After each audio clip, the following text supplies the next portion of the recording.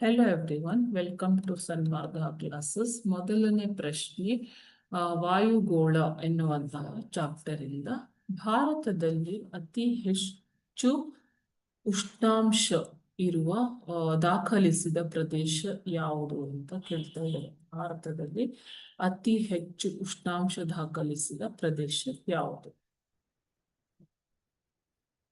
Option A ಕರ್ನಾಟಕದ ಅಂಬಿಕಾನಗರ, options B ರಾಜಸ್ಥಾನದ Ganganagar, option C ಕಾಶ್ಮೀರದ ಕಾರ್ಗಿಲ್, ಆಪ್ಷನ್ ಡಿ ನಾಯಕನಹಟ್ಟಿ.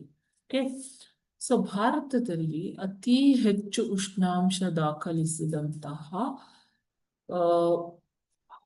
ಗರಿಷ್ಠ ಅತಿ ಹೆಚ್ಚು ಉಷ್ಣಾಂಶ ದಾಖಲಿಸಿದಂತ ಪ್ರದೇಶ ಅಂತಂದ್ರೆ ಅದು ರಾಜಸ್ಥಾನದ ಗಂಗಾನಗರ. ಬೇಸಿಗೆಯಲ್ಲಿ ಅತ್ಯಂತ ಗರಿಷ್ಠ ತಾಪಮಾನವನ್ನ ದಾಖಲಿಸಿದಂತ ರಾಜಸ್ಥಾನದ ಗಂಗಾನಗರ. ಸೊ ಎಷ್ಟು ಅಂತಂದ್ರೆ 54 ಡಿಗ್ರಿ ಸೆಲ್ಸಿಯಸ್ ಉಷ್ಣಾಂಶವನ್ನ, ಮತ್ತು ಲಡಾಖ್ನಲ್ಲಿ ಚಳಿಗಾಲದಲ್ಲಿ ಅತಿ ಕಡಿಮೆ ಉಷ್ಣಾಂಶವನ್ನ ದಾಖಲಿಸಿರುವಂಥದ್ದು. ಓಕೆನಾ, -10 ಡಿಗ್ರಿ.